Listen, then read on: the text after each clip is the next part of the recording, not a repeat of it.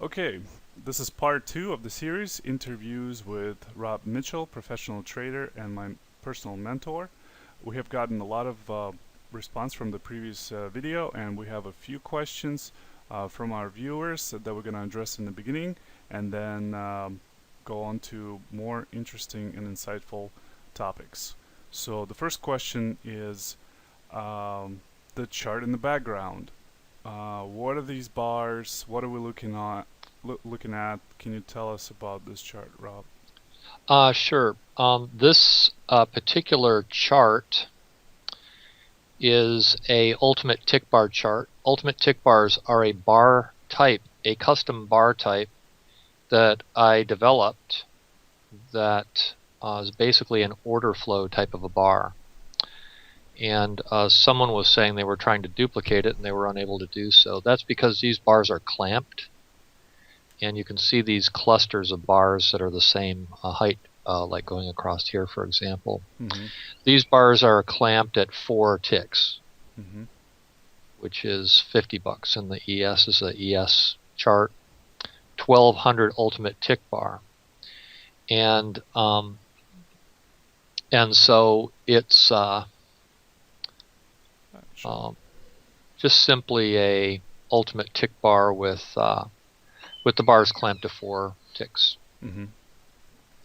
What are the advantages of these bars versus other, say, volume bars or even time bars? If you're trading in an intraday frame, you generally want to have order flow going in your direction. And so, in other words, if you're going long, you would prefer that the market is moving directly away from your entry right out of the gate. Mm-hmm. And so, in one sense, a properly or a well-placed trade will do that if you are in alignment with the cycling and the order flow and everything else. I call it an alignment trade. I don't remember if we talked about alignment last time, but this concept of alignment is a very important one. And so I developed the bars that are based on order flow computations. There are several basic types of bars. You have time-based bars. Everybody knows those. A 5-minute bar, for example, is probably one of the most commonly used bars. It is my hypothesis that the more in use a bar is, the more difficult it is going to probably be to exploit price action on the bar. Mm-hmm. So, if there's 40 million traders trading on 5-minute bars, and you're trying to get an edge on a 5-minute bar, you may be losing your edge. Mm-hmm. And so I did a study, and what I found is that that time-based bars close at any random point in the range about 88% of the time.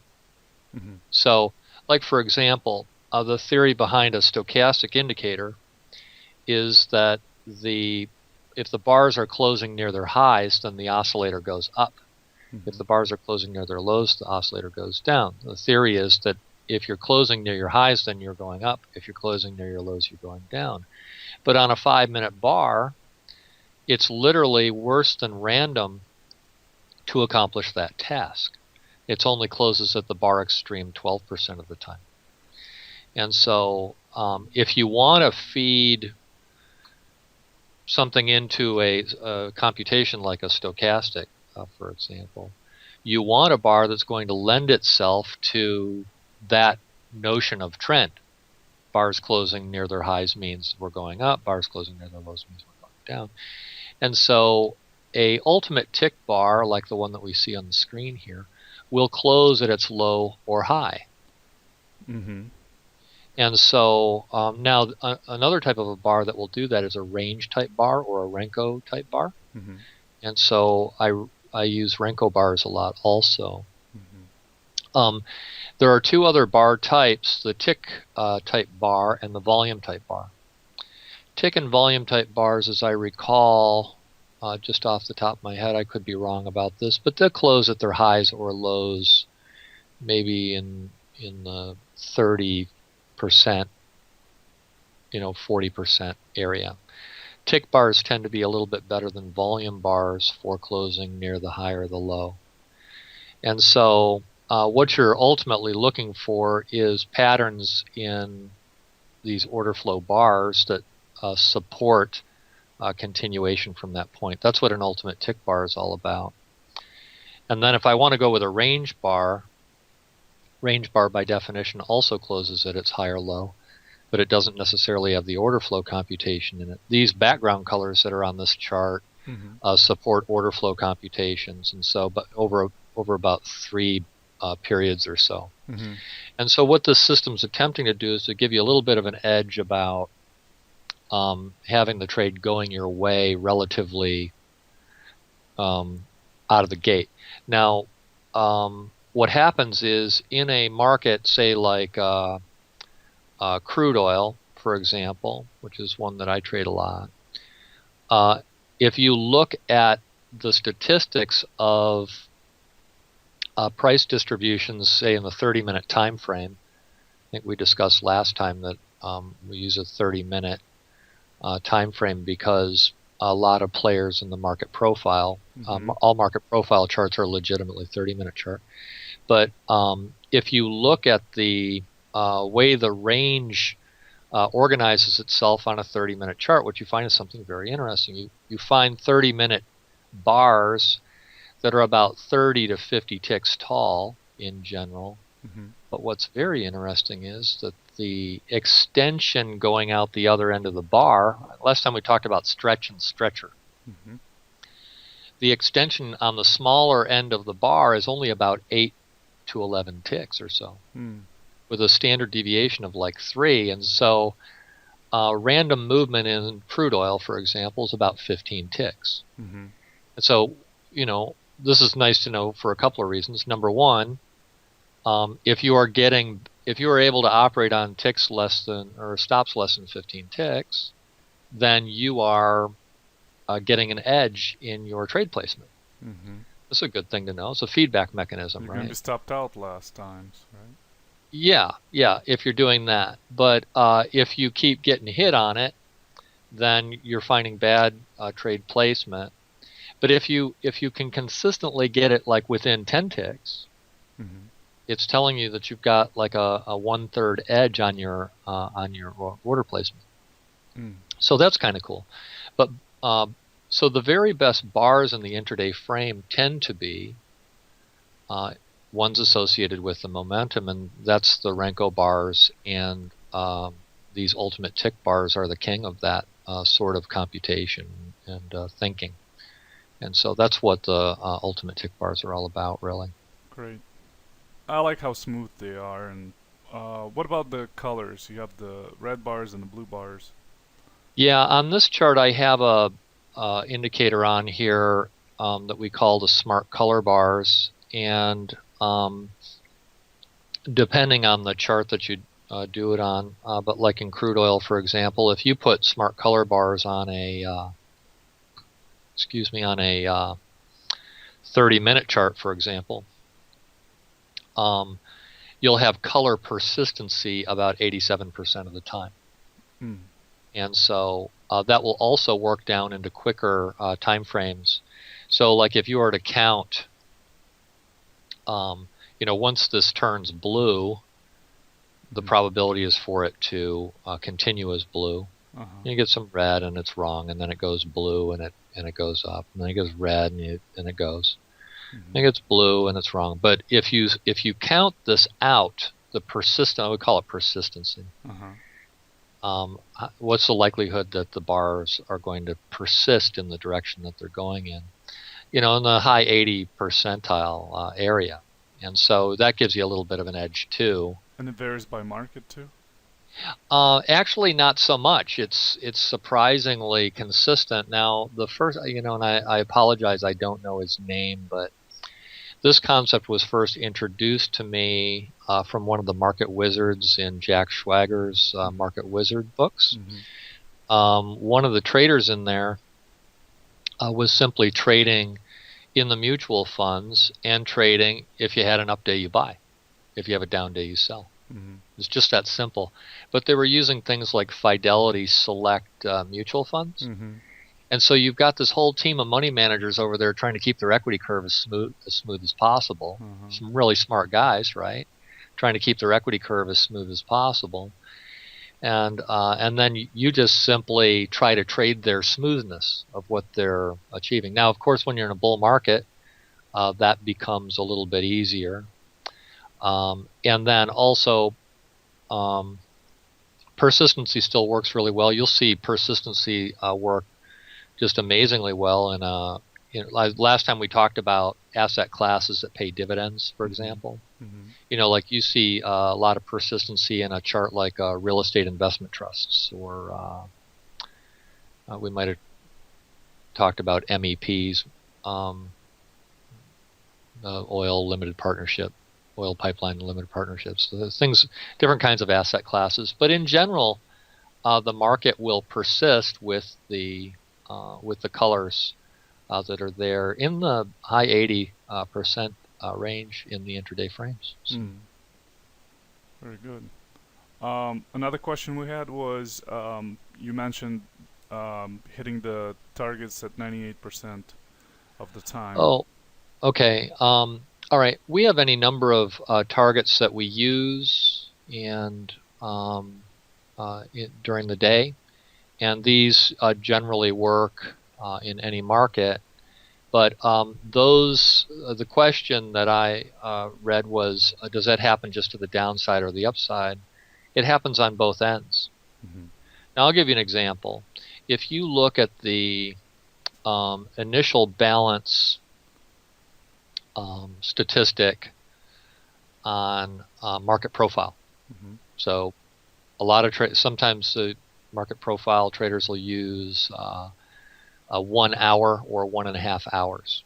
Mm-hmm. Now, what is generally true is that by the time you have gone that period, the higher the low of the day is in place.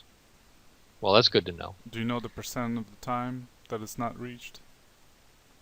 You mean that the higher the low would be taken out after that period, or that something it wouldn't like be, yeah. that you get a fake out? Well, I'll tell you how that works in just a minute. We actually talked about that last time, but I'll give it to you in a little different way and in line with what we've already been discussing. But those targets in most markets, if you take multiples of them, so basically you're looking at the first hour of the day. Mm-hmm. If you take the first hour of the day and you split it in half and add it to the top or the bottom, Mm-hmm. You're going to hit that number 80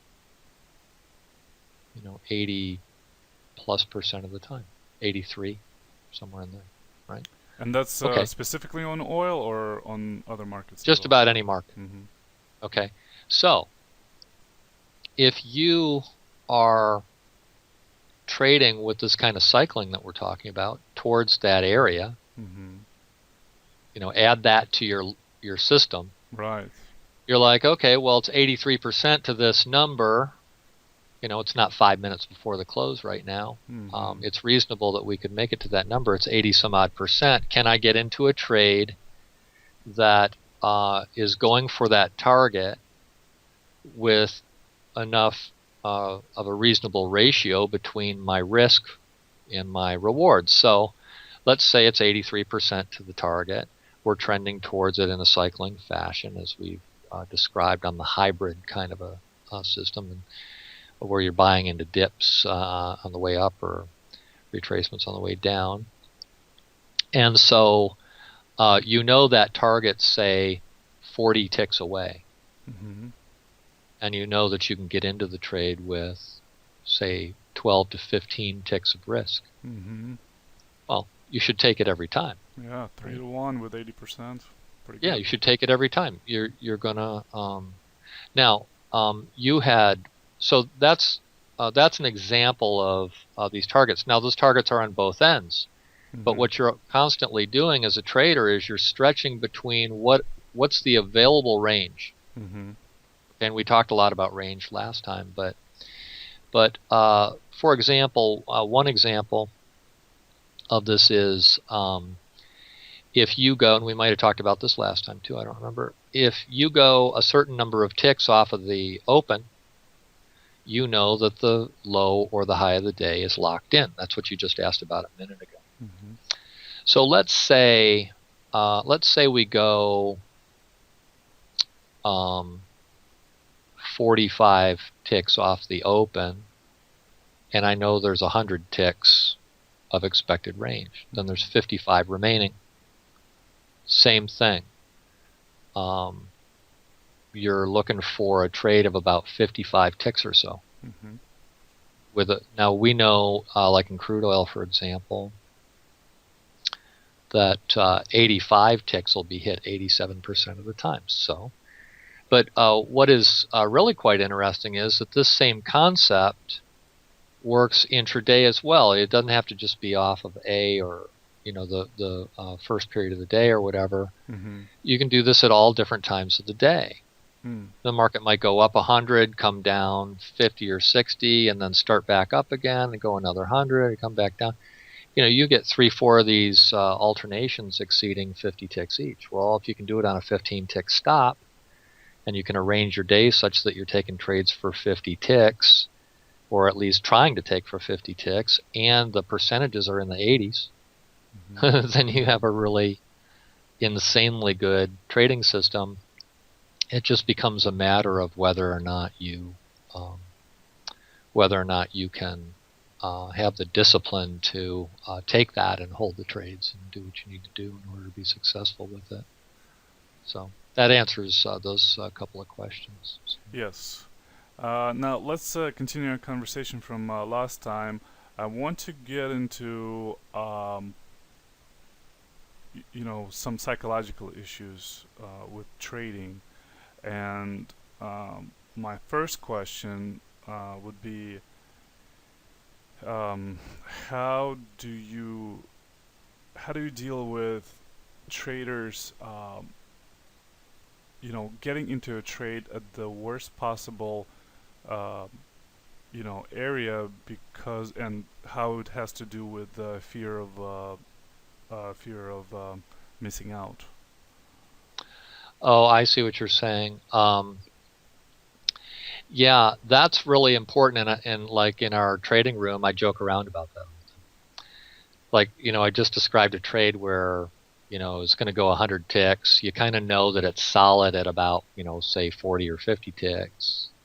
It's going to go another 50. Mm-hmm. And so we'll run down, you run down all the way down. It's like 100 ticks down.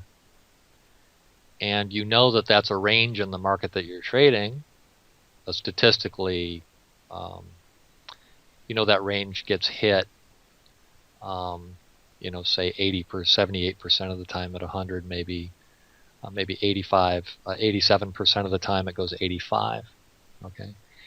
And so we'll be down 85, 90 ticks or so, and I'll say, it's down. I did it this today. And I'll say, I'll say to everybody in the room, anybody want to go short here? Mm-hmm. Here, I'll actually show you the very chart that we're talking about here.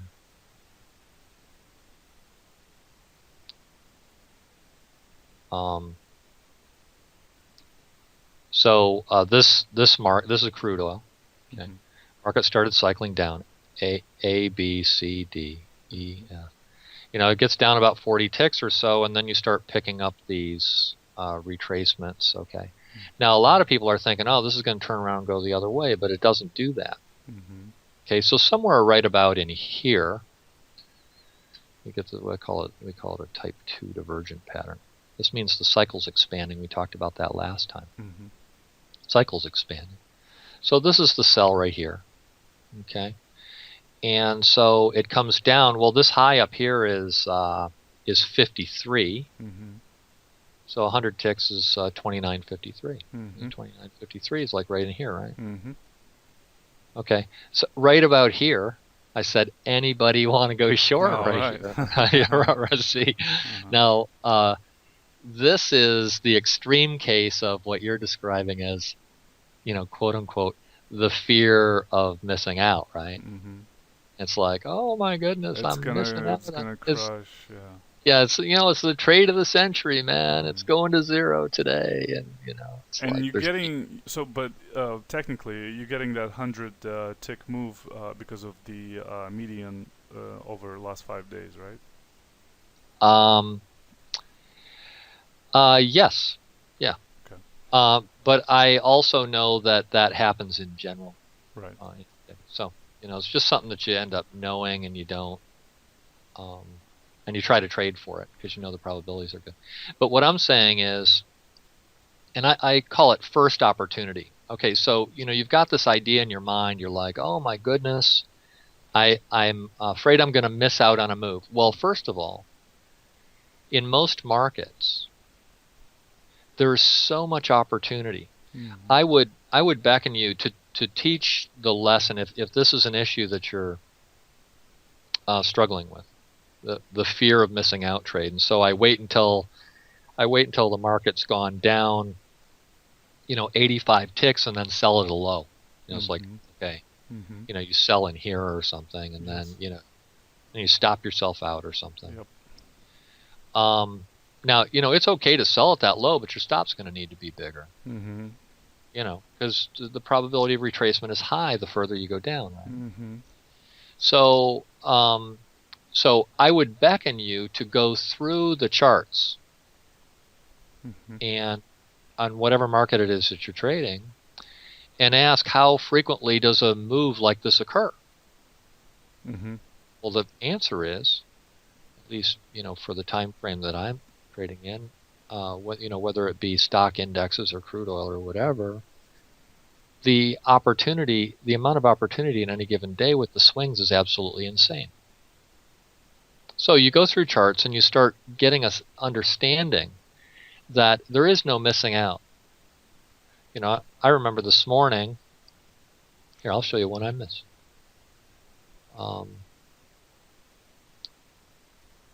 Right off of this. Okay. So, one of the most basic patterns in trading is you go A, B, C, D, going up. Mm-hmm.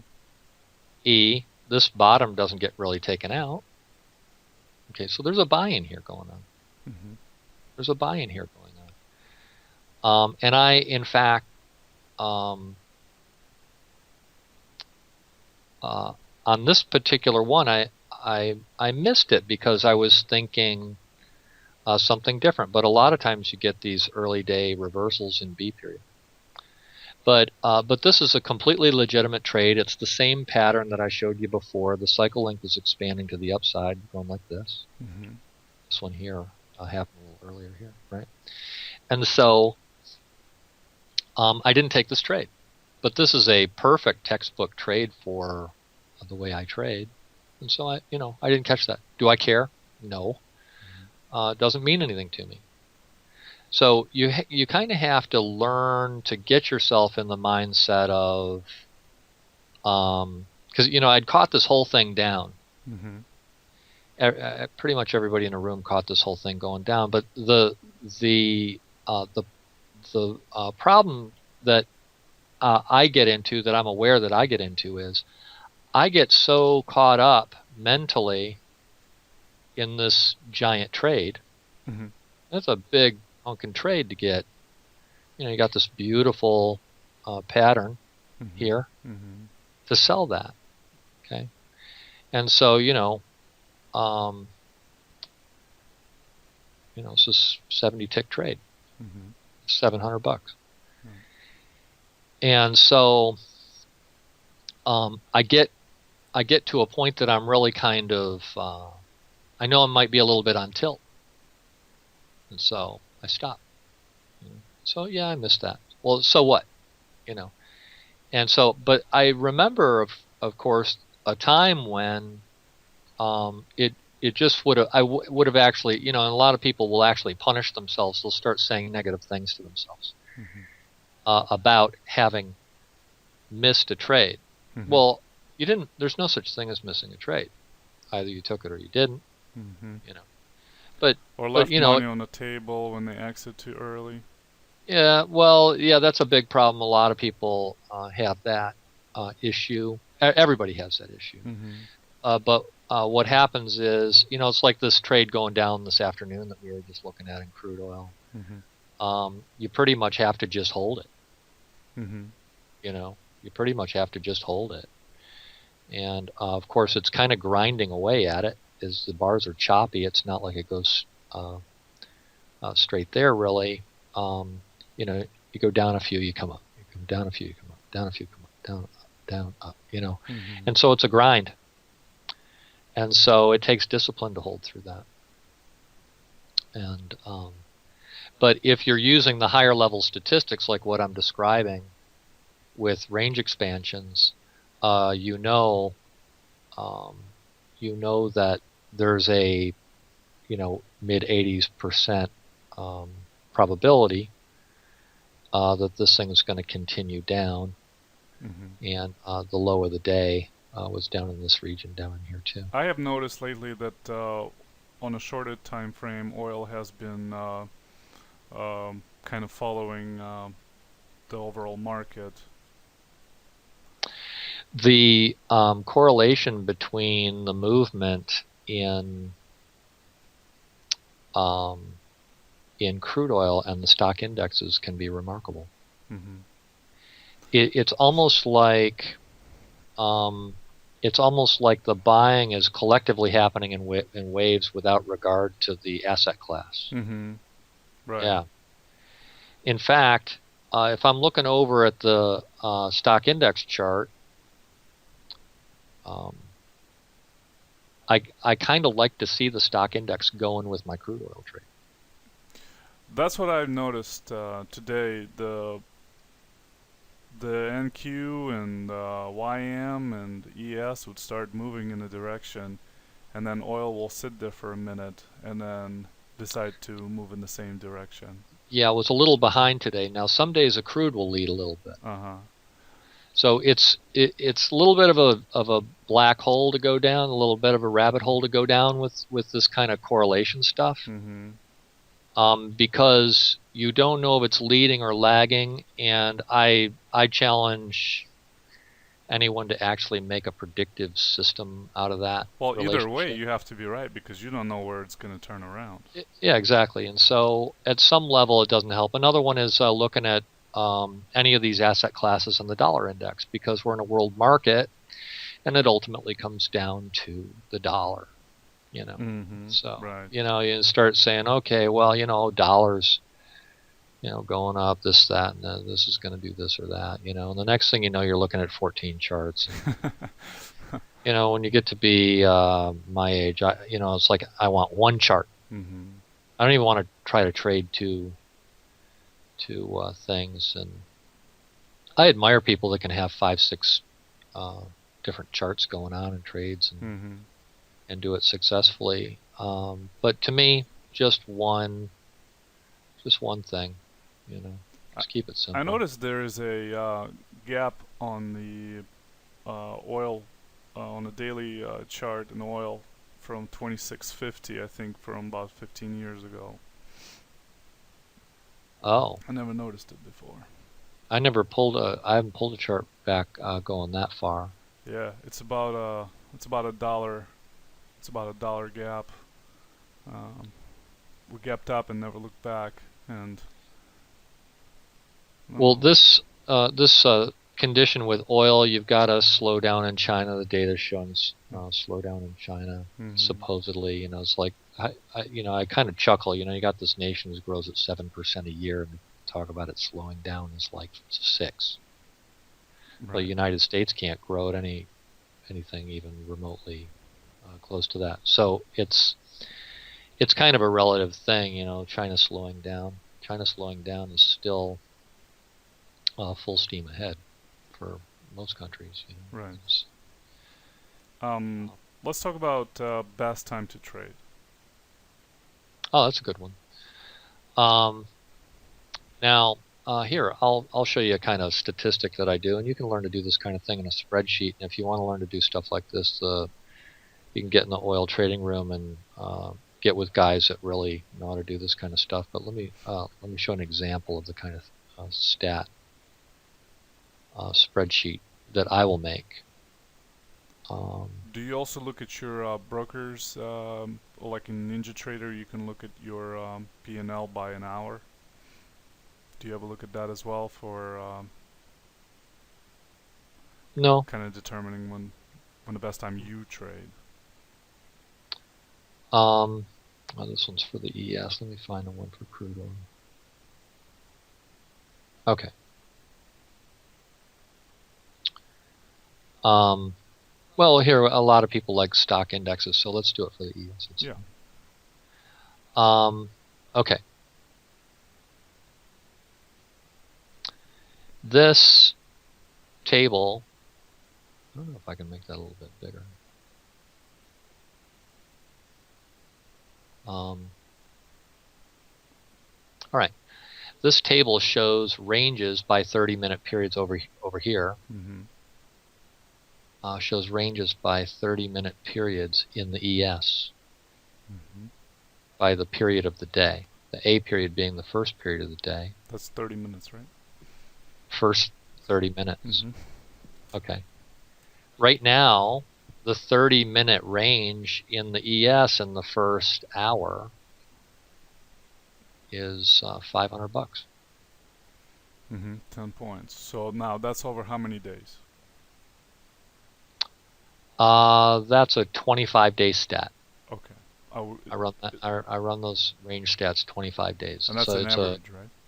Yeah, and the reason I use 25 days is it's a month and a week. So I'm rolling off. I'm rolling off a week and bringing on a new one. It's a month and a week. So I'm given the stat as kind of like a rolling month. Mm-hmm. Okay. So 10 1/4 handles in the ES off of the open. Mm-hmm. Okay. The next period 8, $400. Mm-hmm. Next period almost 8, another $400. Mm-hmm. Next period, and from there it kind of dies down. Mm-hmm. Okay, so generally speaking, the first 3 to 4 periods right now in the stock indexes, the first 2 hours are your best opportunity. Mm-hmm. Then it picks up a little bit towards the end of the day. You'll see in the last period of the day you get about 7.5. Mm-hmm. Now let's go back to your prior question. What does this mean when I'm looking at this table and I'm going, wow, there's like $400 opportunity every 30 minutes. How can you say you missed a trade when you have so much opportunity thrown at you that if you even caught a couple percent of it, you'd be so wealthy you wouldn't know. You'd be like Johnny Depp in that movie with the file boxes full of cash. They don't even know what to do with it. Mm-hmm. So the number of alternations and moves being made available to you are just huge. And so, but the first couple hours of the day are good. Okay. And then as you get into midday, your opportunity tends to roll off. Now let me show you another thing that we do with this same kind of information. Mm-hmm. Is I will ask myself, what are the best periods, A through M? What are my best periods of the week? Okay. And I'll get something like this period rank. This is one for the Russell. Mm-hmm. What are my best periods of the week? Well, there's 13 periods, and there's 5 days. Right? Mm-hmm. There's 65 periods in the week. Mm-hmm. And then what we do is we take all those periods and we rank them. Mm-hmm. What are the very best periods during the week?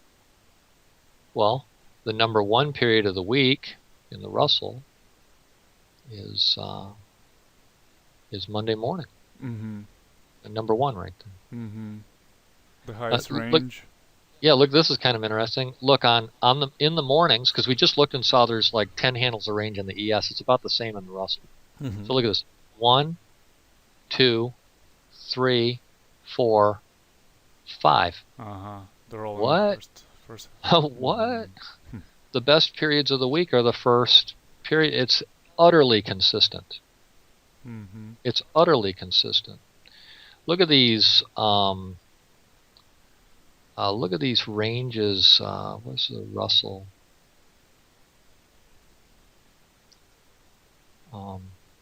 ES ranges by period. Anyway, so you can take these and rank them, but in the stock indexes, it's so utterly consistent that you literally know those first 3 or 4 periods of the day are where you want to trade. This gets back to the I'm going to miss it thing, okay? And this is what happens to a lot of guys. You come in, you get this monster 10 handle move. And everybody, a lot of people with the wrong mindset are going, you idiot, talking to yourself, right? Some internal dialogue that's self-defeating. By the way, if you have any internal dialogue going on in your mind while you're trading, stop. Trading now. Because you are defeating yourself. And we're going to come back to that later. As you believe, so shall it be done unto you. I'm not like preaching or anything. I'm just saying, you get what you want. You always get what you want. Okay. So what happens is you come in, you get this 16, 18 handle move. First hour. Yeah, first hour. So you can't just add those because it retraces and whatever. Oh, sure. Yeah.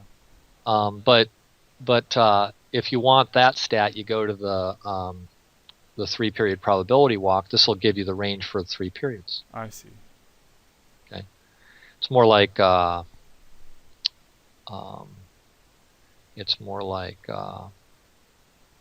average it's about 10 or 11. Okay, for 3 periods.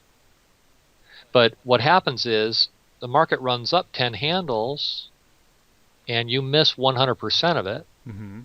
You should have had some plan for trying to catch the second 2/3 of it, as we discussed earlier, right? Yeah. But the market runs up 10 handles, and then the guy goes, "Oh, I'm missing out." Well, guess what it's going to do? Reverse. It's going to reverse, or it's going to chop, chop, chop. And he's going you're to go in there and sell lows. You're going to go in there proudly and say, "I can trade on 4 tick stops." Well, guess what? No, you can't. Unless you want to figure out a way to get stopped out 14 times in a row.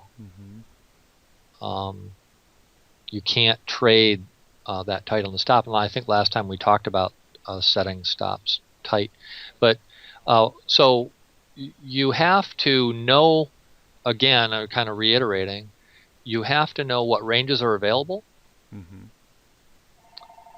have to know what ranges are available, and you have to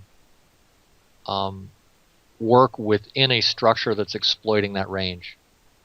Once you've gone past what is statistically normal, it may continue, but probably about 65 to 80% of the time it won't. Okay. Now, if you want to know what the continuation stats are, you can go to the stretcher over here. So this is the stat off of the open itself. See, this is the entire range from high to low. But this is the stat off the open itself. And that stat says that you're going to run about 6.25 handles, about $312 or so, in the first period. You're going to run 5.5, a little over $275 in the second period. 5.75, about $287 in the third period. Oh, and then you get that 4. Okay, well, if you're shooting for 4, and your stop, 4 handles, and your stop is relatively, if your stop is about 8 ticks or so, you're going to start getting into a squeeze. But lately the stock indexes have been so volatile that you can almost trade them all day. But when these numbers start getting down into the 3 range or even 4, stay away. So again, that's those first 3 periods of the day, more or less. First 3, 4 periods of the day. First hour and a half. For stock indexes, yeah, that's what you want to trade. Mm-hmm. And all these other stats are other things. These are predictions of what the bar relationships will be. Like I know, well, man, you see it in the Russell. It's like absolutely astounding. Look at this. The first period of the day, these are Pacific time. Mm-hmm. The first extreme of that period is the lower high of the first bar almost 90% of the time. The first bar in 30 minute bar? Yeah, the first 30 minutes mm-hmm. is the first extreme of the hour and a half. Mm. Okay, so the thing's going to run away from pretty much going to run away from the open with a 90% probability. But look at these periods in sequence. 89%, 84%, 82%, 86%, 82%. Mm-hmm. You know, look at that. It's just insane. It's insane, the opportunity that's there. The market running away from the open, and it's utterly consistent. And so, you get an average range in the Russell, mm-hmm. 8, 9, 10, huge opportunity there. Mm-hmm. Just huge opportunity there, and it's running away. In other words, it persists. Yes. So you get your color bars on there, and you find the dip, and you get a good set of tools for identifying these kinds of opportunities, and then you just do the math. You just go, I'm looking for 10 ticks, and I'm 1/3 of the way there. A 12 tick stop or whatever seems to serve me pretty well, and so you shoot at it. Mm-hmm. It's in the 80s in your favor. Mm-hmm. Who do you know's got an 80% win rate? Mm-hmm. But the beauty of these things is you can't see this by looking at a chart. Right. Mm-hmm. And that's where so the edge comes from. Exactly. Edges usually come from what I think we touched on that last time. Edges usually come from things that you can't see on the chart, because if you could see it on the chart, then it's not an edge anymore. Mm-hmm. It's like 40 million guys trading a 5-minute chart. Yes. You're in trouble to get started. So anyways, so that's kind of tying a few of those ideas together with that. Now let's talk about the psychology of selling lows or buying highs versus, waiting for that pullback. Well, not even waiting, just trading off of a pullback versus getting right in at the worst time. Yeah, I've seen some guys telling, there's a couple of rules of thought on this, and part of this thought really has to do with your personality. Mm-hmm. Let me give you an example. If you can handle getting stopped out 5 times in a row for 5 ticks, and then get caught in a 100 handle trade, mm-hmm. if that works with your chemistry, I support you 100%. Mm-hmm. But I find that you can get yourself, a lot of guys, the win percent is really going to be a big factor for them. Psychologically. Yeah. Mm-hmm. Yeah. Even though statistically, the win-loss ratio is probably more important. Well, not a win-loss. I mean the average. The average win versus average loss. Right. Yeah. Well, we talked about that last time. We talked about making a managed futures kind of a system where you're trading like 10 different markets, and you get caught in some really big trades. And all the other systems are flopping around, getting whipsawed, mm-hmm. for example. Yeah, you just have to be able to handle 10 stop outs in a row. Well, Yeah, but that's just presuming that you're just stabbing at it. Now, in market profile kind of language, there's a couple of different formats that you can work in. There's three different possibilities. Well, let's just take market profile as a kind of a reference point for trading. So what you have is a value area that is defined as about 70% of the prior day's price action. Mm-hmm. Okay, and a lot of traders watch that, so you know those levels are well watched, and a lot of trading is just self-fulfilling prophecy kind of stuff. Mm-hmm. And so if I open above value, Mm-hmm.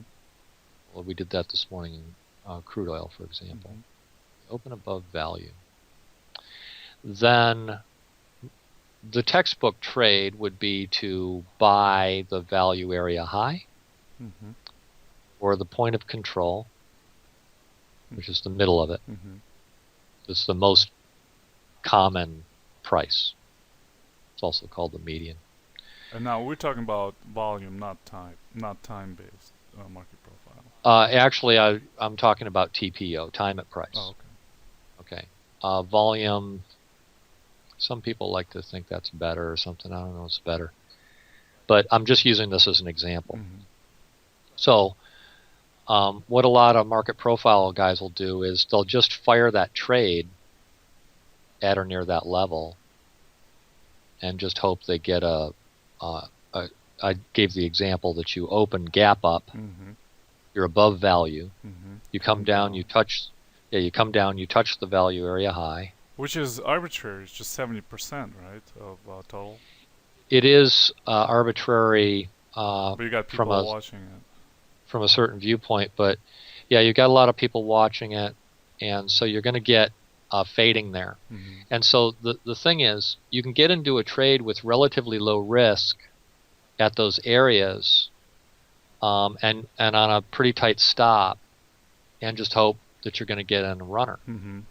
Okay, nothing wrong with that. But like I said, you could end up fading a trend for the day. Right. You know? So are you saying it's better to kind of pick a trade to go towards that value area high? Well, what I say is, rather than what I would prefer to see you do is to look for some kind of a reversal pattern occurring at or near those levels, rather than just to stab it into a black hole. Limit order there and walking away. Yeah, because like today, crude oil opens gap up. We're up a pretty good range overnight. Mm-hmm. So now the other thing, by the way, I'll lay this out as long as we're talking about it. On the market profile play, you have to be careful about the gap, mm-hmm. because if you open above value, mm-hmm. you probably have a gap going the other way, and so you got these gap players fighting. The gap players want it down, mm-hmm. and the market profile players want it up. Mm-hmm. All right, and so that's a potential for a war zone. Mm-hmm. That's why you get that range. Yeah, you start looking at the ranges and stuff like that, and then at some point one side's got to lose. Mm-hmm. One side's got to lose. So the question is, can I figure out which side is losing and get in on a bit of a dip? But I'll give you an example of the kind of thing you might look for at a market profile. And I don't. Well, actually, I've got market profile lines on this particular chart. So because yesterday was a holiday, this is giving a really contracted value area. Mm-hmm. These computations aren't right for this software, but I don't have another volume profile or market profile chart up. But mm-hmm. But let's say you come up into this region up in here, and you tag value area high from below. Mm-hmm. Let's say you opened in value. Now, if you open in value, you're expecting the market to range more, because if you open in value, it means there's no change in perceived valuation They're agree overnight. on price. It's a form of agreement. Uh-huh. Okay. And this whole idea of like median trade from median, Mm-hmm. which is the point of control on a market profile chart, is a big deal. Trading from the median is a big deal. We can talk about that later. Ask me the question, but so you come up and you tag this thing, and then you get the fake out. It goes through it a little bit. I'm just speaking hypothetically. Let's just say that's the value area high. Uh-huh. You poke through it, and then you come down, and then you go. We call this 1-1-2. One reversal bar, one continuation bar, and two reversal bars. Mm-hmm. It's all on a red background.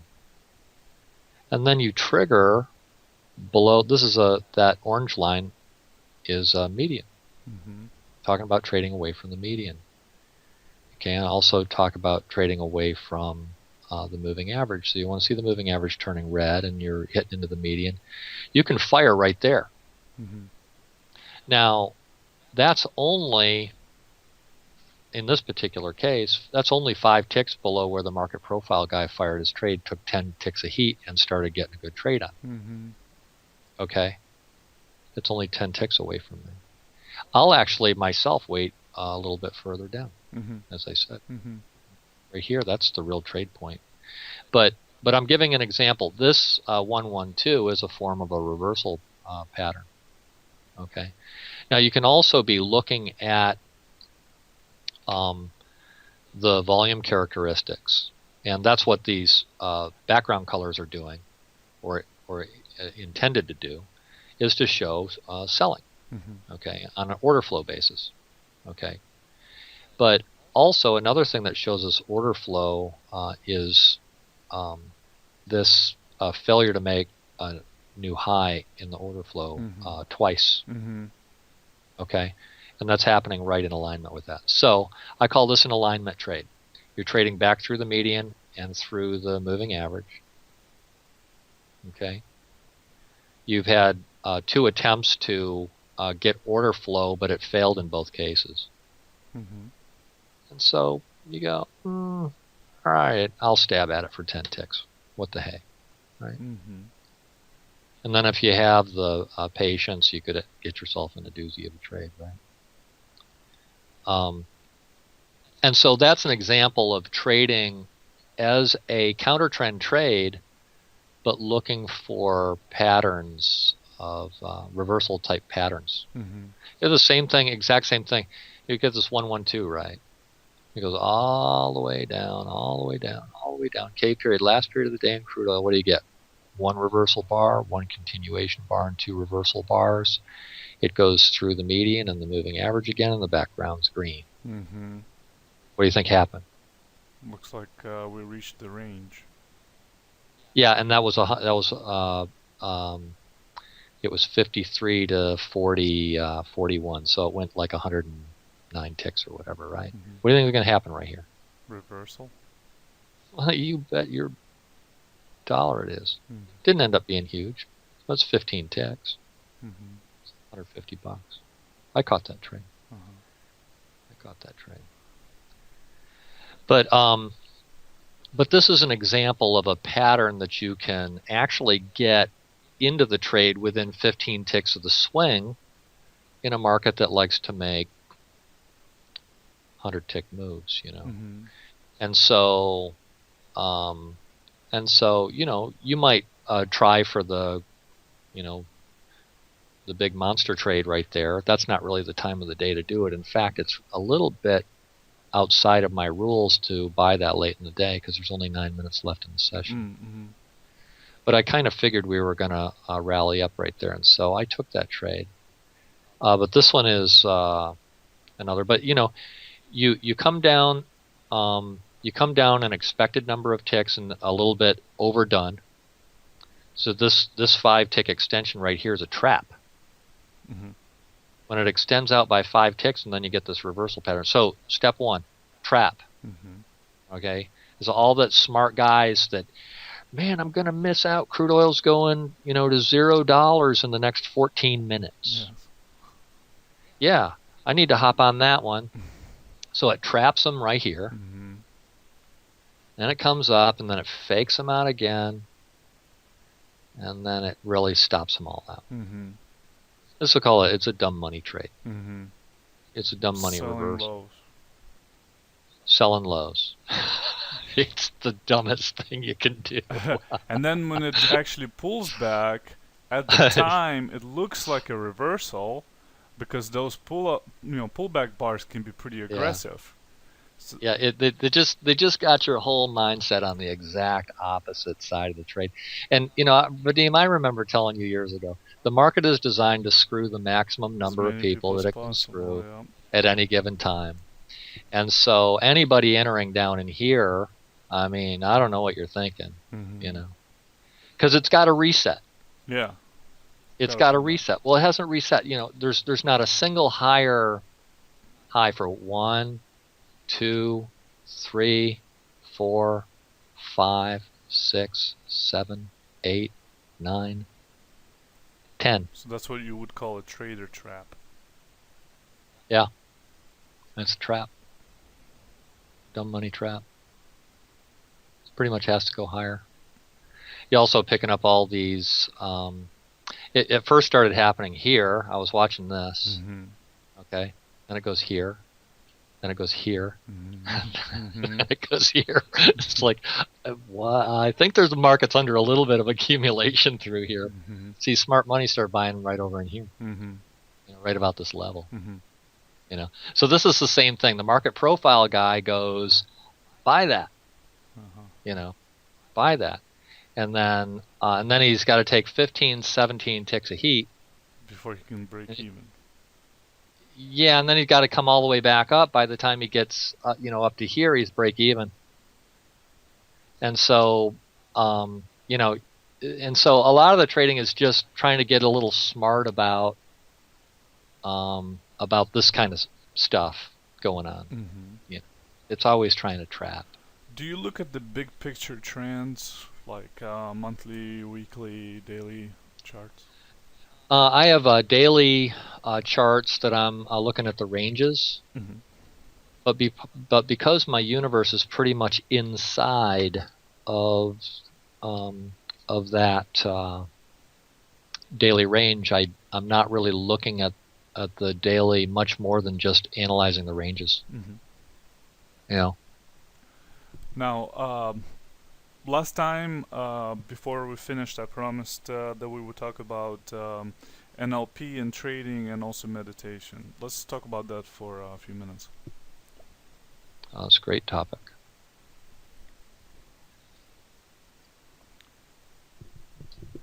Now, what is NLP and how can traders learn more about it and use it to their advantage?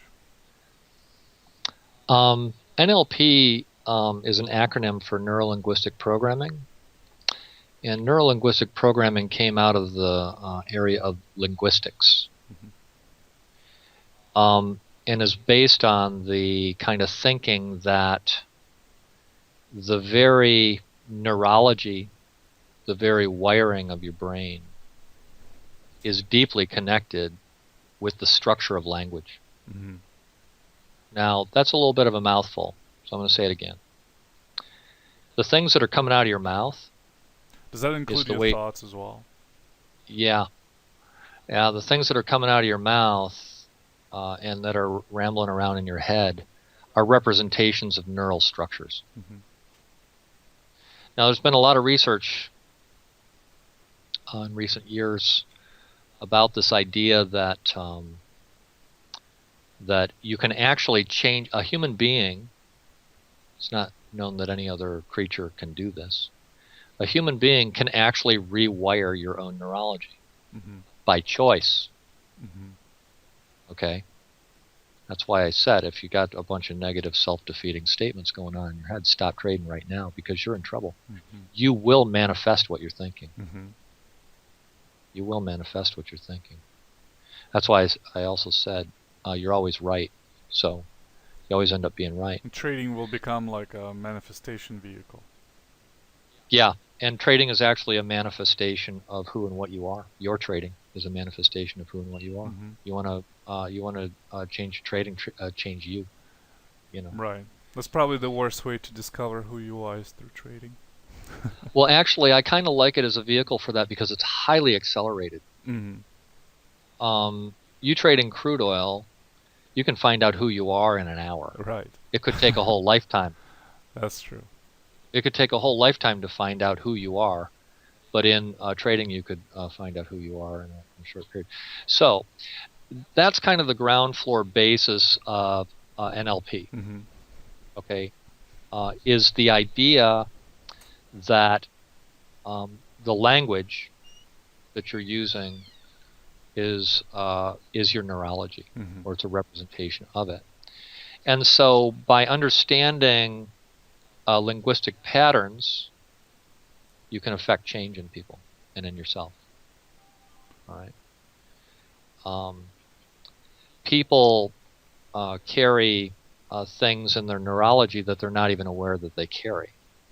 Because about 98% of your experience, all learning and behavior and memory, is unconscious. Mm-hmm. So, I might have given an example of this. You drive all the way across town in your car, and you get out of the car, and you come to the realization that you don't have a single memory of anything since you left home. Mm-hmm. That's because your neurology is wired to handle the task for you. Well, same thing in life. You grow up, and you're around all kinds of influences, and this particularly happens in the developmental years before the age of 8, or even 11 or 12. That things that are said to you, you take them on and you take ownership of them. Let me give you an example. I don't know if we did this last time, so if I did, please stop. Let's say that you are in let's say that there's a bunch of mean kids in your neighborhood, and they're always calling you stupid. Mm-hmm. Okay, you're 8 years old, and they're always calling you stupid, making fun of you, throwing snowballs at you, and just being mean to you. A 8-year-old kid does not have a critical faculty. A critical faculty, like for me, if you walk up to me and say, "Rob, you're stupid," I'll just say, that's really funny. I really don't care. I love you too, man. I don't care. See, because I don't have an experience of the belief of stupid. Okay, but if that was ingrained in me, or if it had been ingrained in me when I was a kid, what happens is there's this belief that you're stupid, and if you imagine a human as this being with this bag around the outside, and it's this critical faculty that keeps it safe from bad things in the world, but there's a little hole in the bag. Mm-hmm. It's the I'm stupid hole. Mm-hmm. And so anytime anything in the environment comes along that suggests you're stupid, like you just took a really horrible trade, Mm-hmm.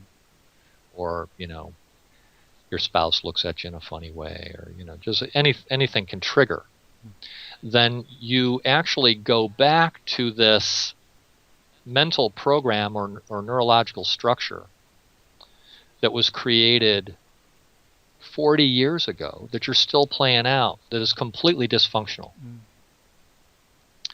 That's called a limiting belief, Mm-hmm. or a limiting decision.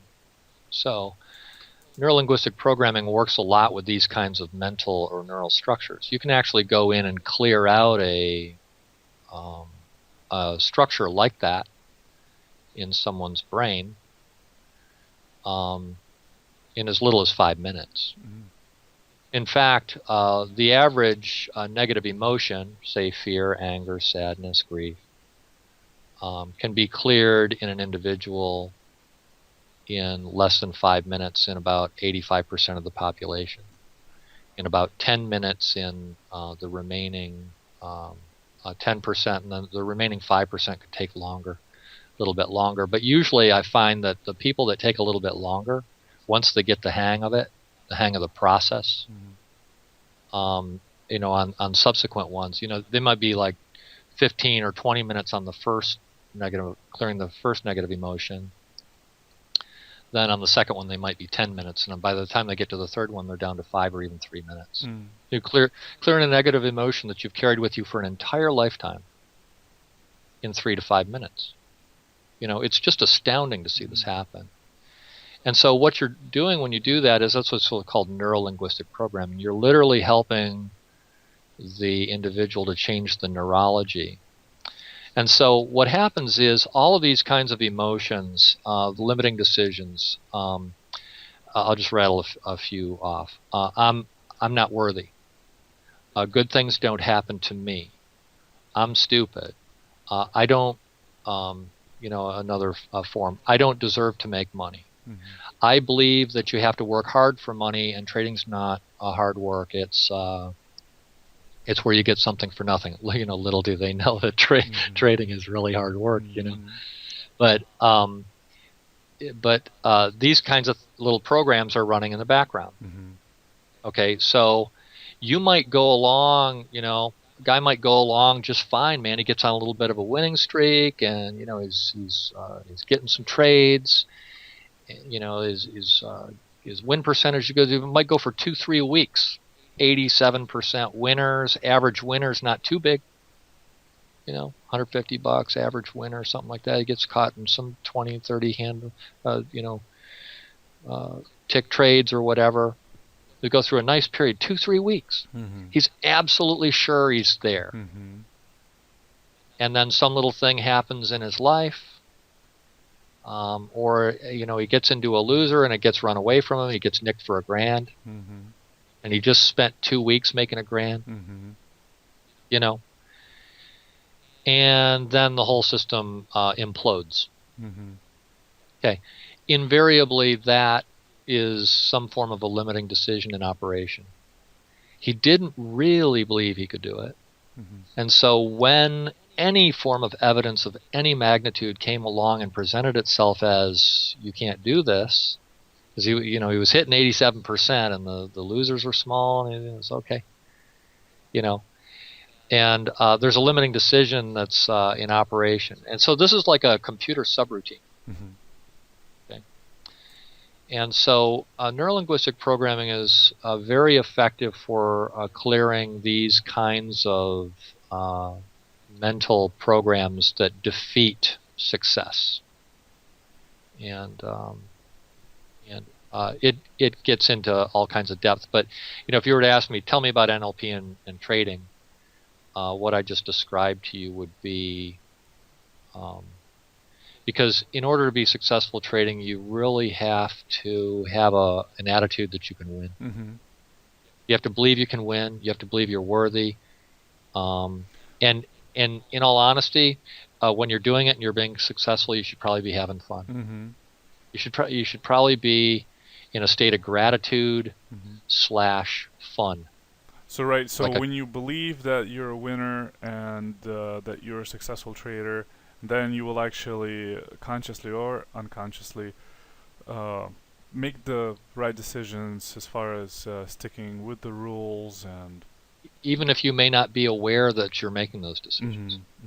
There's other programs in there that know how to be successful, because you see it on the chart afterwards. You go, oh yeah, I should have done this.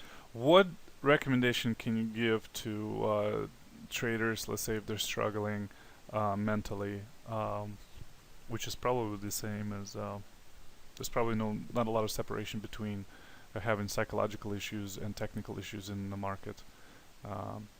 If you having technical issues, it's probably a mental thing as well. Yes. It all is. Right. So it's all the same thing. There's probably not a lot of separation, even though people want to separate them because they don't want to take responsibility for. Well, yeah. Let me take that on just for a minute. Number one, we believe that people do the best with what they have to work with at any given time. Most people are well-intentioned in what they're doing in any given moment. And so it's not the individual's fault that he's not being successful. It's just that these programs are coming in. Mm-hmm. In other words, we're all wired pretty much the same in the big scheme. Mm-hmm.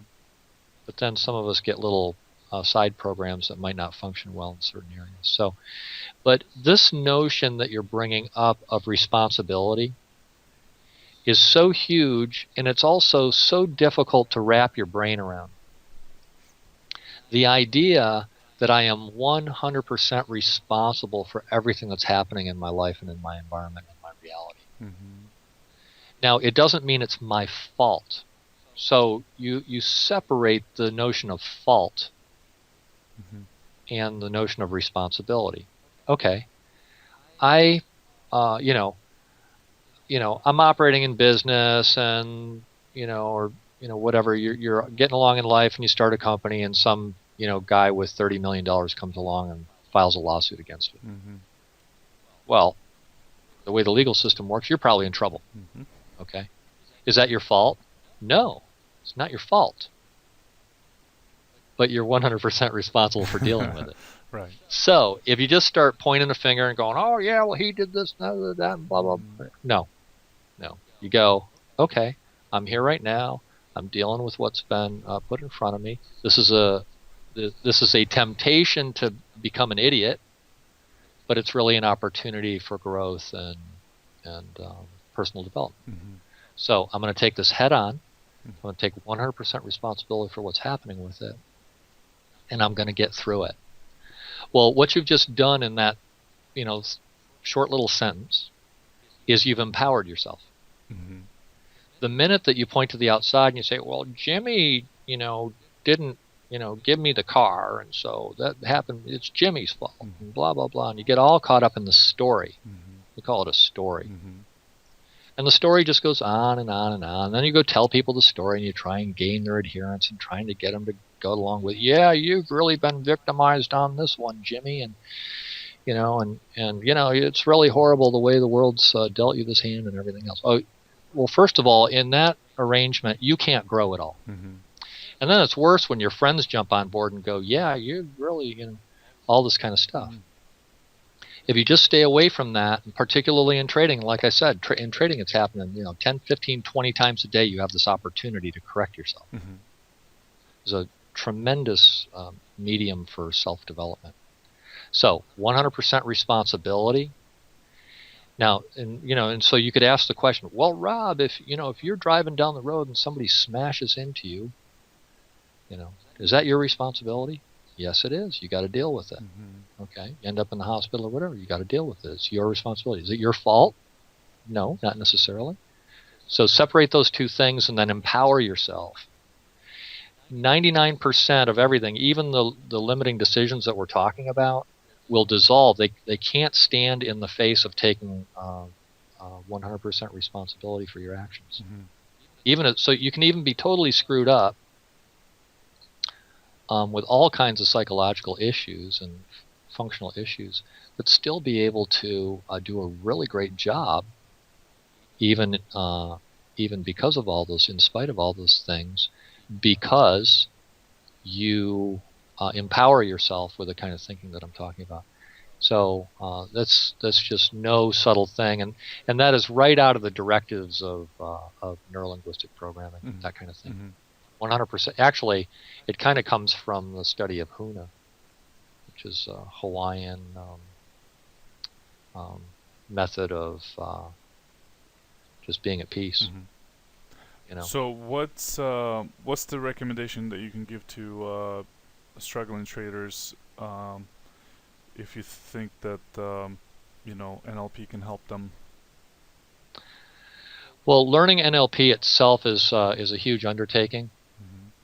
Mm-hmm. In order to really learn what NLP is about, would take a considerable amount of passion. So don't do it if you're not passionate about it.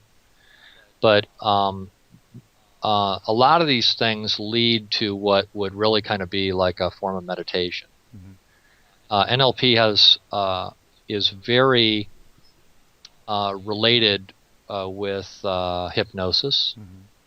And what I mean by that is hypnosis deals with the structure of belief. Mm-hmm.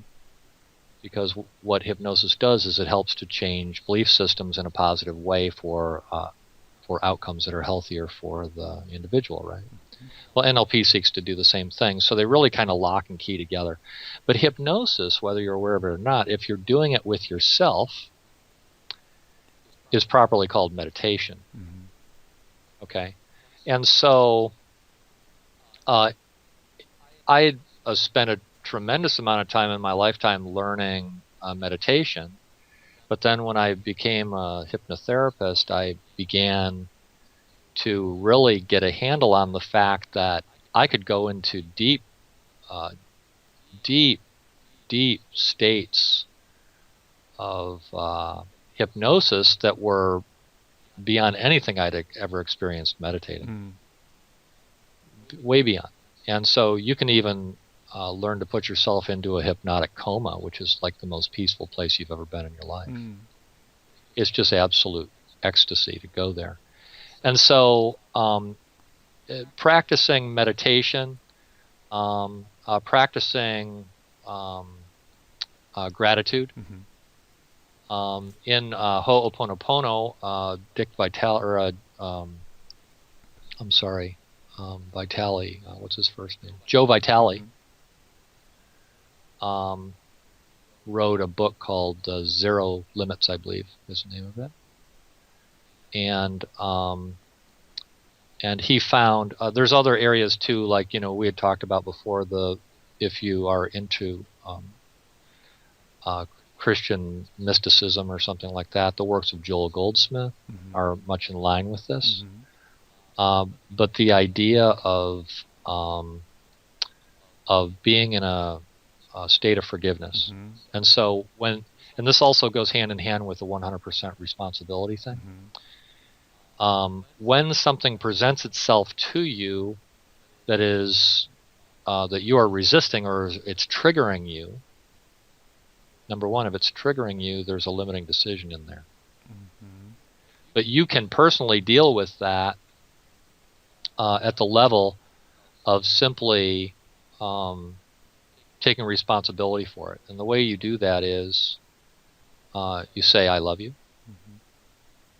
And you say, please forgive me for whatever it is within me, not within Jimmy or somebody that you're blaming. You say I'm sorry first, then forgive me? You can say it in any order you want. You don't even need to say all of them. It's just a state of mind. Okay? You're saying, please forgive me for whatever it is within me that is allowing this problem to be presented to me. See, it's taking 100% responsibility. So someone comes to you, for example, and say that they attempted a suicide.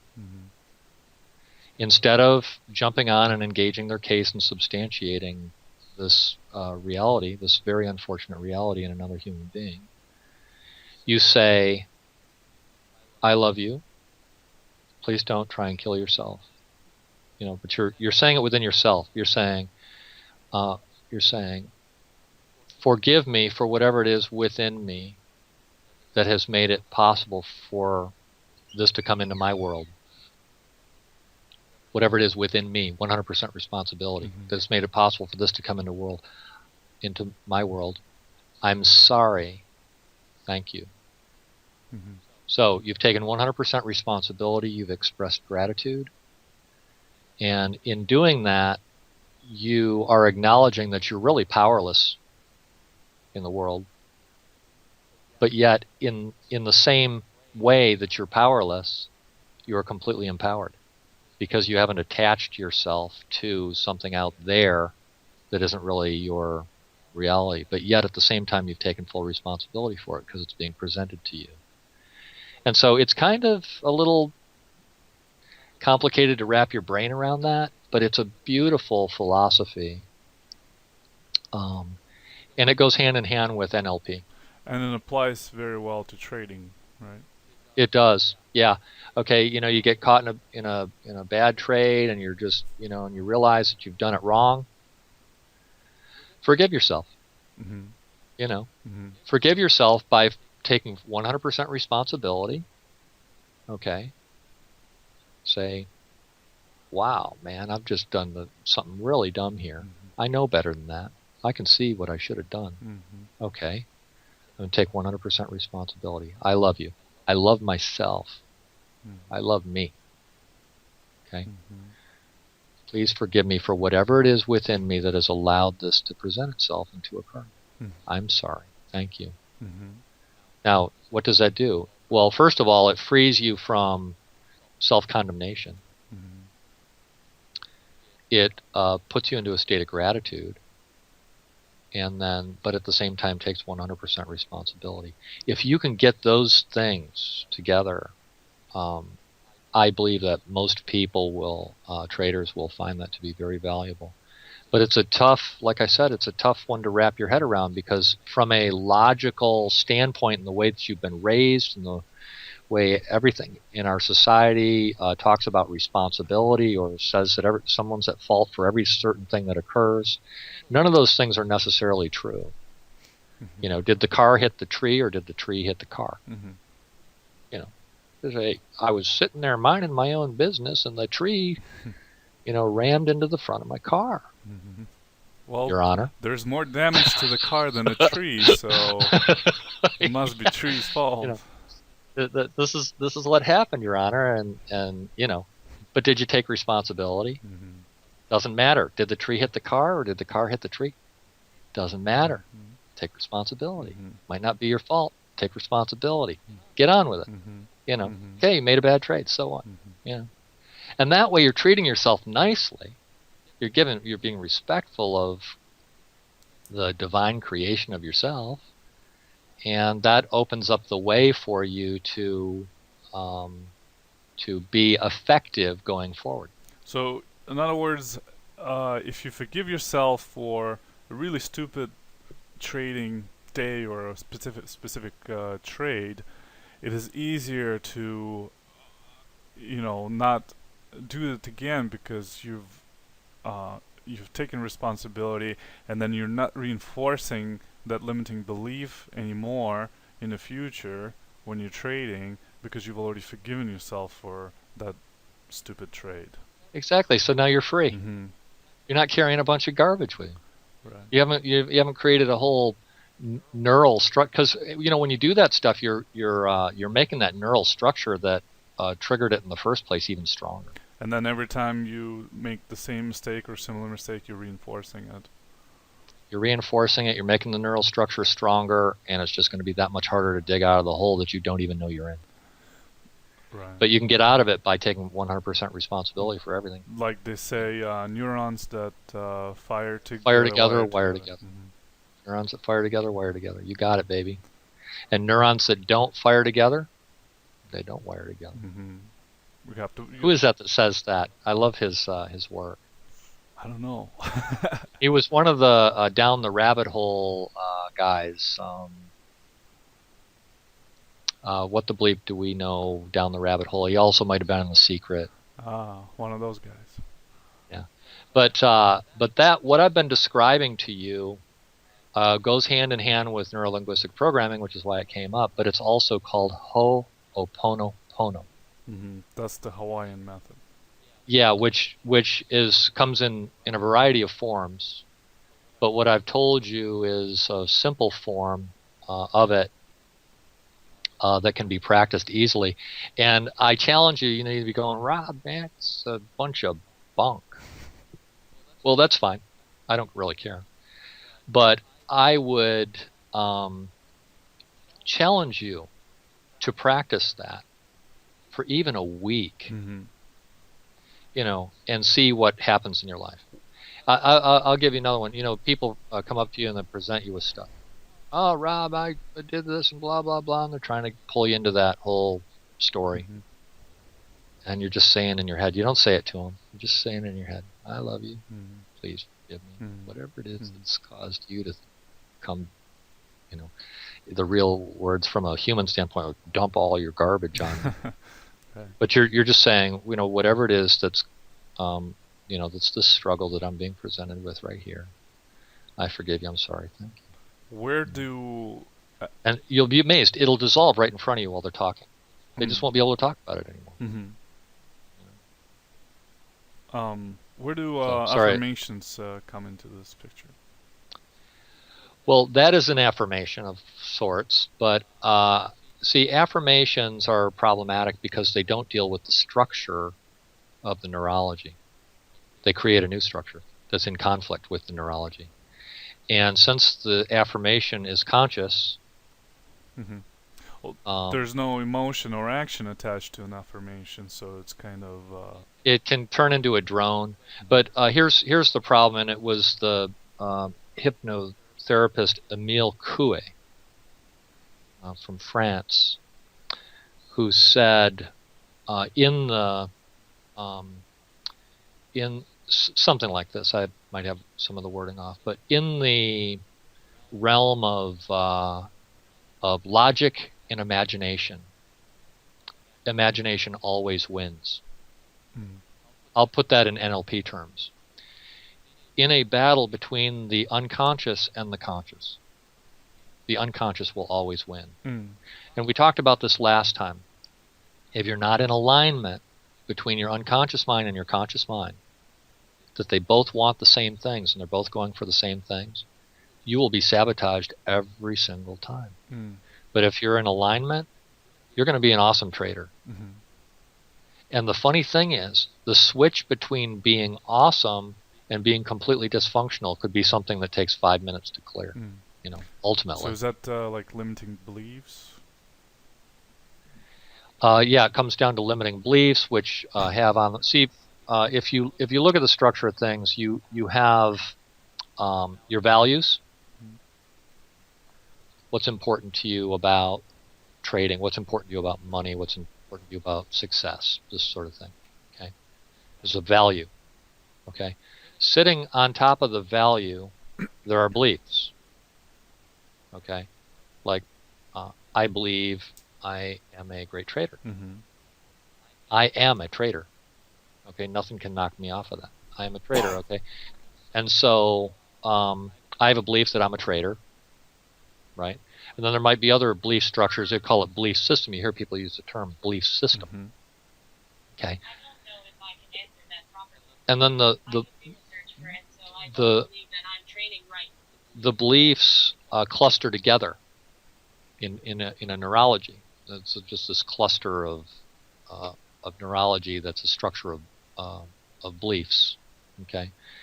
And then sitting on top of the beliefs, you might see things like attitudes coming out. Now you can have a conversation with somebody and see their attitude. But you can't see the beliefs, and you certainly can't see the values. They have to be probed for because they're unconscious. They're happening at a structure below your awareness. So in order to get at these things, you have to work in a way that that goes beyond the structure of your neurology. And affirmations may be good, but ultimately, that's a slow way to go in affecting change in yourself. It's a good way to go. I believe everybody should be positive in every moment. You should try and stop yourself from saying, the minute the word because, like the word because always has to do with some kind of you're backpedaling. You say the word because, you're going backwards. Well, you're not taking responsibility. Yeah, you're probably that statement because is probably pawning something off onto something else or that kind of thing. So when the word because comes out of your mouth, you put in a little circuit there that goes, why am I saying that? What exactly am I getting at? Now you're going into the world of some self-reflection where you can possibly start affecting some change. What is the decision? What is it within me? It's the same thing as the Ho'oponopono. What is it within me that is causing me to be triggered in this moment that I'm starting to make rationalizations using the word because?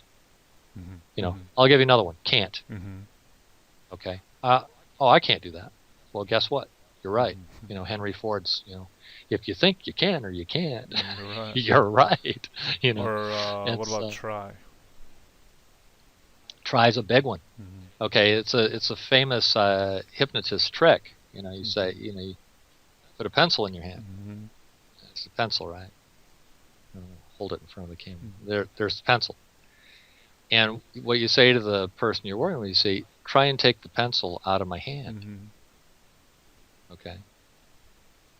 And if you say it the right way to them, they can't.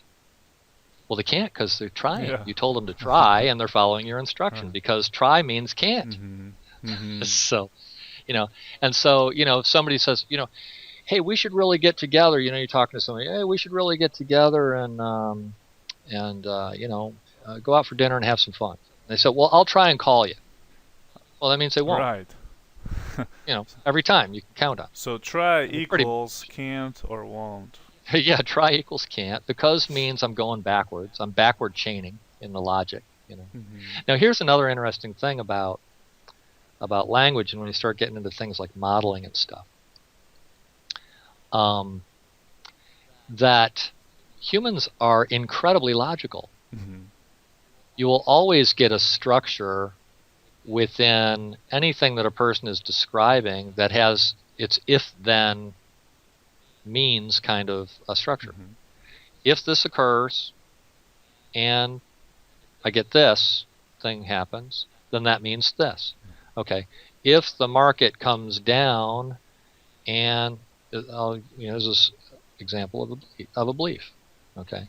If the market comes down and it's gone over 100 ticks, and you get this little peekaboo out of the bottom, and the order flow is showing repetitive accumulation, and I come up and fake them out, and I get this double bar and reversal, then the market will probably go up. Mm-hmm. That's a belief. Mm-hmm. Well, it's perfectly logical, but what if I filled that in with, if Mary looks at me funny, then it makes me feel bad, and that means I'm worthless. Mm-hmm. Now poor Mary, she has no idea that this is going on. It's like you didn't take any responsibility for anything. And so you got this thing in your life that's triggering you into this ridiculous state of, ineffectiveness. Mm-hmm. And that's a belief too. But notice how beautifully structured it is. If Mary looks at me, then it makes me feel bad, and that means I'm worthless. It's perfect logic, If I go to the Chevrolet dealer and I drive a 900 horsepower Corvette in a test drive, Mm-hmm. and it feels good, I'm probably leaving the dealer with a new Corvette. That means I'm leaving the dealer with a new Corvette. Mm-hmm. So the dealers know this. That's why they try and get you behind the wheel. So, okay, first thing. I mean, they don't care if it's a Corolla or the Corvette. Get them behind the wheel. Mm-hmm. Get them behind the wheel. Once they feel the car, Mm-hmm. once they feel the car, they can't resist it. Because they wouldn't have shown up at the dealer if that wasn't already their belief. That's the one they'll go after every time, because they're going to work within the structure of belief. If this guy's showing up at the car dealer, he's looking for a car, and he believes that if it feels good to him, that he's going to get it. If we'll, accept his credit or whatever other conditions might be associated. That's a belief, and the car dealers work with it. If a guy shows up on my lot, and he gets in the car and drives it, and he feels good about it, I can, give hypnotic suggestions to him the whole time he's driving the car. Mm-hmm. Then there's a good chance if I go through, 4 of those, I'll sell at least 1 car. Mm-hmm. So if I'm going to be a good car salesman, test drive. Mm-hmm. Do 16 a day. I sell 4 cars a day. Mm-hmm.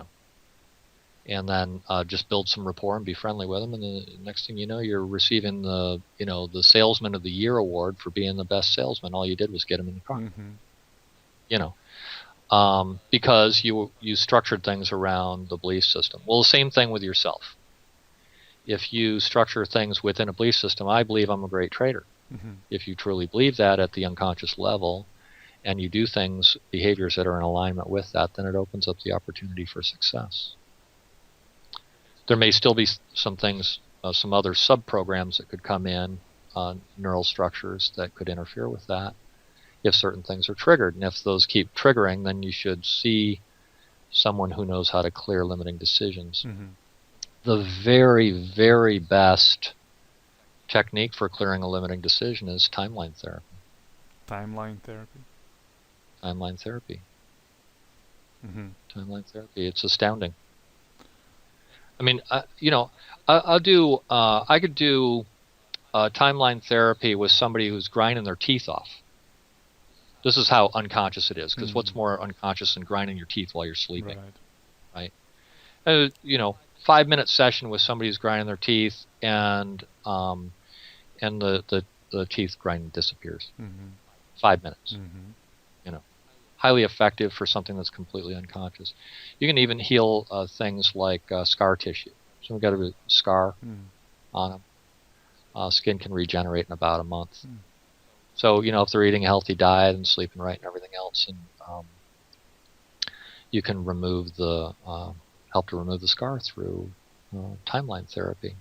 I'm a certified timeline therapist, and it's just a highly effective way of affecting change in people. So we've talked about limiting beliefs, but then there's also conflicting beliefs. Yeah, that's almost on the order of it's almost like a multiple personality disorder. But I mean, even on a unconscious level, if you believe that money is the root of all evil, but then you're trying to trade for profit. Okay, that money is the root of all evil is a limiting belief. But then both of those beliefs would be in conflict, right? Yeah, well, that's what I'm saying. Like you cannot. And then you could trade perfectly for right, and then you could trade perfectly for 3 weeks, and then something triggers the other belief, and then you're screwed. I see. But what you were trying to describe is what we call parts, and everybody's aware. So I were to say to you, I'd like to talk with you, Vadim, right now about the part of your personality that's responsible for trading. And you would willingly entertain that. Your conscious mind might go, "That's really weird." Okay, hey Vadim, I'm talking to your unconscious mind right now. I want you to talk, pull out the part of you that's responsible for trading. Now, if you've accepted the presuppositions in the phrase, I want you to pull out the part of you that's responsible for trading. Here, Vadim, I want you to take the part of you that's responsible for trading, and I want you to put it out on your right hand. Does that look like anybody to you? I'll point at your hand. Who's that look like to you? What's a person can you think of a person that's like that? Oh yeah, it's kind of like my mom. Well, we're dealing with the unconscious mind right now. Okay, so, but what'll happen is I could also pull out another part of you. I'll say, or you could tell me things that would lead me to a part of you that was in conflict with that part there. This is a very different thing than a limiting decision. Now you're actually dealing with parts of the brain that have neural structures that are in conflict with one another that are not based on a belief. It's not based on a belief. And those have to be gotten at in a different way. But those can also be cleared relatively easily. Usually what you do is you clear the beliefs, the negative emotions first, and then you see if those things are still remaining. So there are unconscious beliefs. It's all unconscious. Like I said, 99% of all learning, memory, behavior, beliefs, all unconscious. And your conscious mind is not in control of it. Even though it would like to claim that it is, it's completely not in control of it at all. And if that machinery is working in alignment, you're going to function as an amazing human being. Nothing else can happen except being awesome if you're in alignment, by definition. You say, well, Rob, that's a circular argument, but any athlete knows that if you're operating optimally, you can do amazing things. So if sometimes even subhuman. If a trader watching this right now and he believes or thinks that he can benefit from this, how can he reach you? You could reach me through any of the websites. Okay. Oil Trading Room. If he's a trader, I'm probably going to tell him to get get in the room and get his feet wet in there and try and resolve some of the things that way. And then we can do a one-on-one personal breakthrough session if he's struggling with it and he wants to go there. Mm-hmm. It's interesting. Taking responsibility can be a terrifying thing for some people. Mm. As strangely as that seems, you got this whole structure that limits you from doing what you want in life, Mm-hmm. and they'll cling to it and fight to the death over protecting Is it. that the unconscious mind fighting it? Yeah. See, the prime directive of the unconscious mind is to protect the body, Mm-hmm. and because these systems might have come into existence when the person was a child, they drop down into the unconscious. Mm-hmm. And so the adult conscious mind is not aware, doesn't remember Mm-hmm. of this program that started running, this decision that was made at a point when you're 8 years old. It's no longer a functional thing for a 30-year-old or whatever. Mm-hmm. And so the program's still running.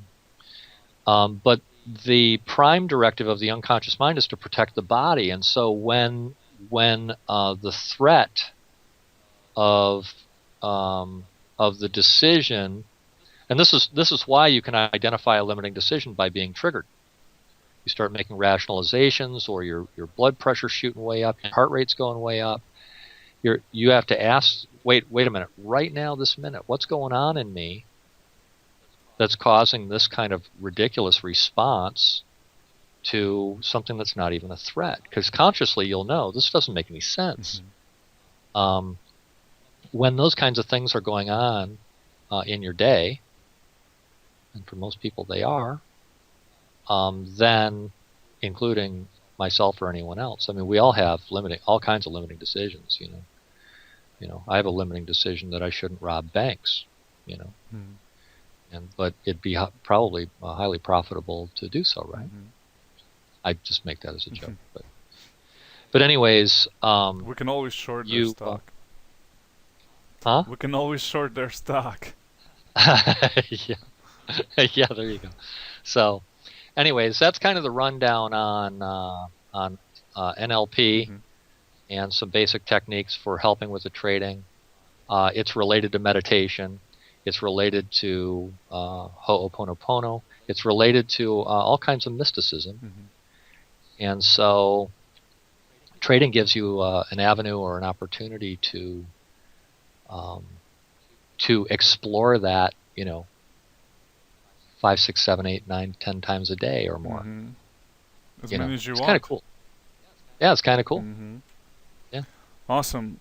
All right, well, it's been an hour and a half or more, so we'll wrap it up here, and we'll do another session next week, and we will talk more about some of the technical aspects of the things we talked about today, and probably a bit more psychology as well.